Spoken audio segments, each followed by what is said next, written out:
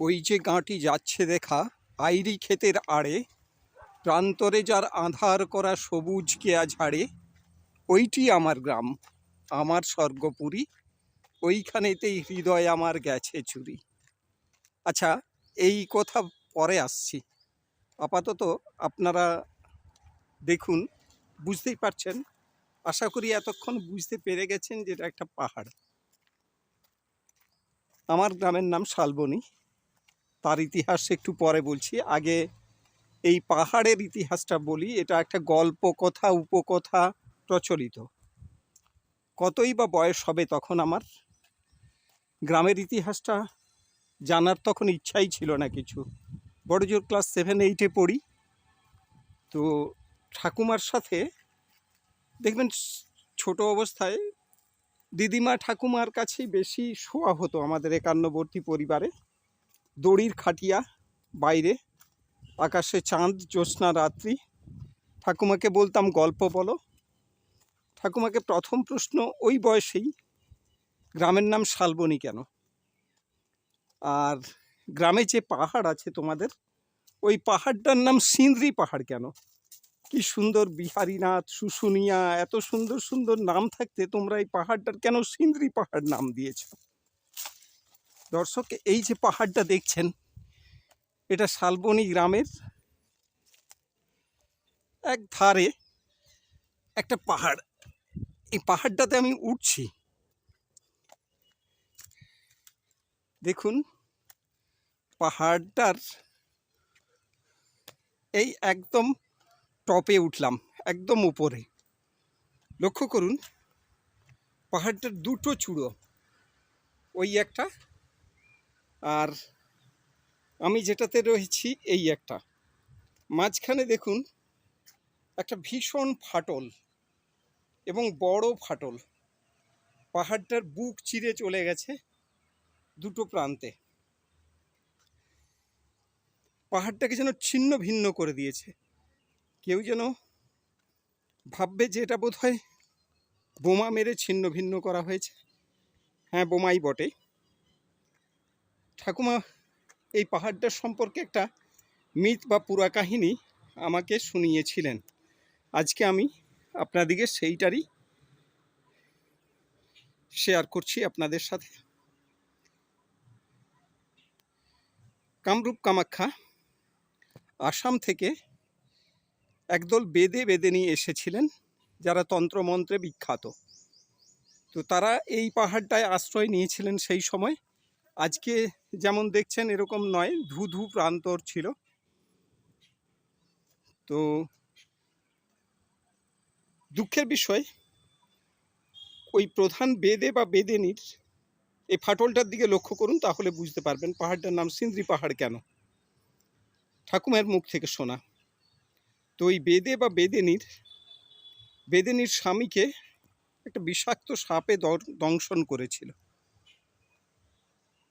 তো বেদেনী তখন ওই সাপটাকে তন্ত্রমন্ত্র দিয়ে এনেছিলেন, কিন্তু সাপ ফাটল থেকে, এই পাহাড়ের ফাটল থেকে কিছুতেই আর বেরোতে চাইছিল না। তাই সিঁদুর পড়তে পড়তে যখন এই ঘটনা ঘটেছিল, তখন ওই বেদেনী তার নিজের মাথার সিঁদুর দিয়ে, সিন্দ্রি বান দিয়ে এই পাহাড়টাকে ছিন্ন ভিন্ন করে ওই সাপটাকে নিয়ে এসেছিল, এবং সাপটার বিষ তোলা করিয়েছিল তার স্বামীর শরীর থেকে, এবং তার স্বামী নির্বিষ হয়ে আবার প্রাণ ফিরে পেয়েছিল। এই পাহাড়টা দেখুন তখন থেকে ফাট ধরে আছে, মানে মাঝখানটা চৌচির হয়ে গেছে। দেখুন দুটো চূড়া, এই একটা আর এই একটা যেটাতে আমি দাঁড়িয়ে আছি, এই একটা চূড়া। তো ওই সিঁদুর বান প্রয়োগ করেছিল বলে পাহাড়টার সেই থেকে নাম হয়েছে নাকি সিন্দ্রি পাহাড়। কেমন গাঁজাখড়ি না?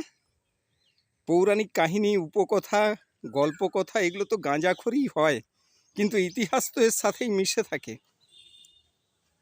যাই হোক, এই পাহাড়টাতে কতই না ছোটবেলায় বসে কাটিয়েছি বন্ধু বান্ধবদের সাথে। আজ এখানে একটা মন্দির হচ্ছে, কালী মন্দির। পাহাড়টার সৌন্দর্য নষ্ট করে ফেলছে, পাহাড়টাকে পশ্চাতে রেখে মন্দিরটাকে গড়ে তোলাই যেন মূল উদ্দেশ্য। তাই পাহাড়ের সৌন্দর্য আর বোধহয় থাকবে না, রাস্তা থেকে আর দেখাবেও না পাহাড়টা। মূল রাস্তা থেকে main road, Bankura Purulia main road পাশেই, ওই যে দেখতে পাচ্ছেন আপনারা। তো যে কবিতাটা দিয়ে শুরু করেছিলাম, ওই যে গ্রাঁটি যাচ্ছে দেখা আইরি ক্ষেতের আড়ে, প্রান্তরে যার আঁধার করা সবুজ কেয়া ঝাড়ে, ওইটি আমার গ্রাম আমার স্বর্গপুরী, ওইখানেতেই হৃদয় আমার গেছে চুরি।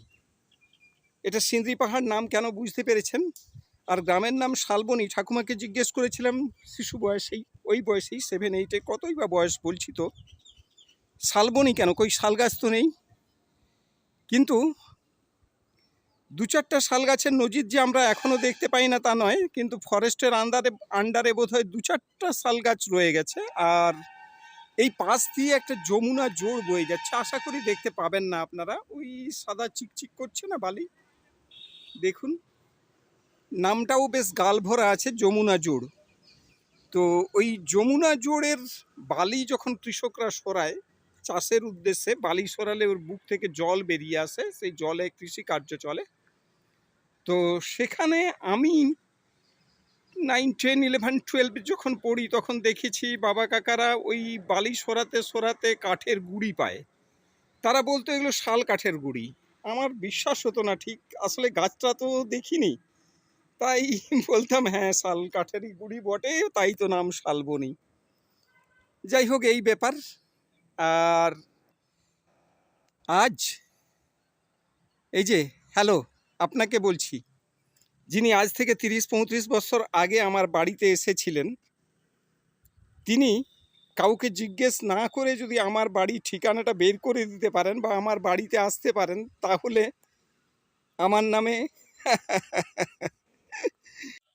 হ্যালো, এই যে ঠাকুরদা আপনাকেই বলছি, অবিনাশ চন্দ্র পাত্র মহাশয়, হ্যাঁ আপনাকেই বলছি।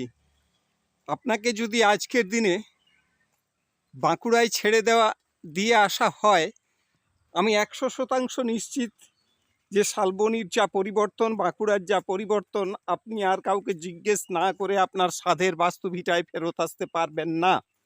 নৈব চ। একটা স্মৃতি মনে পড়ছে, আমার তখন কতই বা বয়স, 4 বা 6 মাস।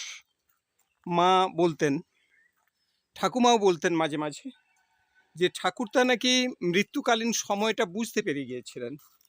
গোবিন্দনগর হসপিটাল থেকে তাকে যখন ফেরত পাঠানো হয়, বাস্তুভিটায় শেষ মুহূর্তে যখন তাকে শুইয়ে রাখা হয়, তিনি সজ্ঞানেই ছিলেন। তিনি নাকি সেই সময় একবার বলেছিলেন মাকে যে নিমাইকে একবার আমার বুকের কাছে দাও। ওই 4-6 মাসের শিশু তখন আমি। ঠাকুরদা, এটা আমার কাছে একটা পরম সৌভাগ্যের বিষয়, তোমার কাছে একটা পরম পাওয়ার বিষয়। তুমি তো অবিনশ্বর, অবিনাশ, আর আমি কবে নশ্বর দেহে এই আপনার সাথে মিলিত হতে পারবো জানি না। অবিনশ্বর তো আপনি, কিন্তু আমি যে কবে যেতে পারবো, আসলে কথাগুলো বলতেও কষ্ট লাগছে। যাই হোক, আবেগপ্রবণ হয়ে পড়ছি, একটু ক্ষমা করবেন। ঠাকুরদার সাথে এই মুহূর্তে একটু ইয়ার্কিও করে নিলাম। আসলে ঠাকুরদার সাথে নাতিদের সম্পর্ক তো এমনি। যাই হোক, আবেগপ্রবণ তো কাটাতেই হবে। দেখুন, এই ছোটবেলায় আমরা এই যে গুহা রয়েছে, এই গুহাগুলোতে বৃষ্টির সময় আশ্রয় নিতাম। দেখুন এই সামনে দুটো পাথর, এগুলো বৃষ্টির ঝাঁট আমাদিকে আগলে দিত। আর এই যে সুড়ঙ্গর মতো যেটা ফাটল বলছিলাম, ওই সুড়ঙ্গটাতেও আমরা আশ্রয় নিতাম বৃষ্টির সময়। আর পাহাড়ের উচ্চতা যদি বলেন, তাহলে বলবো সি লেভেল থেকে, অর্থাৎ এই সমতল থেকে এটা 5-6 তলা একটা বাড়ির সমান অবশ্যই হবে। দেখুন পাহাড়টা যেন ছিন্ন ভিন্ন দশা, এইভাবে মনে হয় যেন বোমা মেরেই কেউ ছিন্ন ভিন্ন করেছে। তো সেটা বোমা না হোক, সিঁদুর বান তো বটে। এককালে রামচন্দ্রও তো এই বান নিয়েই যুদ্ধ করতেন, তাই তো সিন্দ্রি পাহাড় সিঁদুর বানের জন্যই। আজকে শালবনীতে দেখুন একটা স্টেশন, রেলওয়ে স্টেশন। আজকে শালবনীতে একটা আল্ট্রা মডার্ন সিনেমা হল,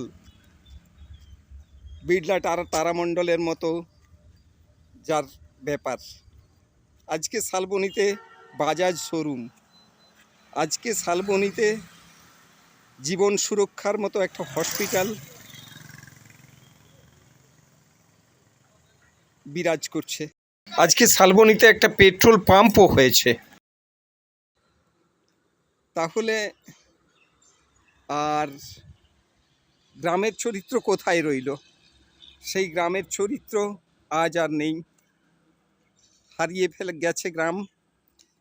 যতই আমি নাম দিই না কেন, ওই যে বা যতই বলি না কেন, ওই যে গাঁটি যাচ্ছে দেখা আইরি ক্ষেতের আড়ে, প্রান্তরে যারা আধার করা সবুজ কেয়া ঝাড়ে, ওইটি আমার গ্রাম, আমার স্বর্গপুরী, ওইখানেতেই হৃদয় আমার গেছে চুরি।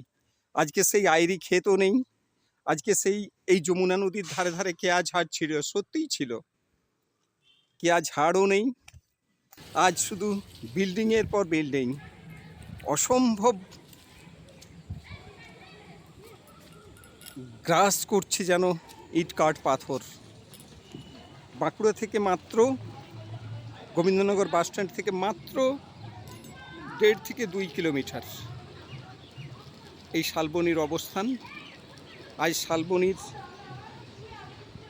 আর গ্রামের চরিত্র নেই, এটা দুঃখ। তবু আমরা লিখে চলেছি গ্রাম প্লাস পোস্ট শালবনী, এটাই আমাদের গর্ব। ঠিক আছে, থ্যাংক ইউ, ধন্যবাদ।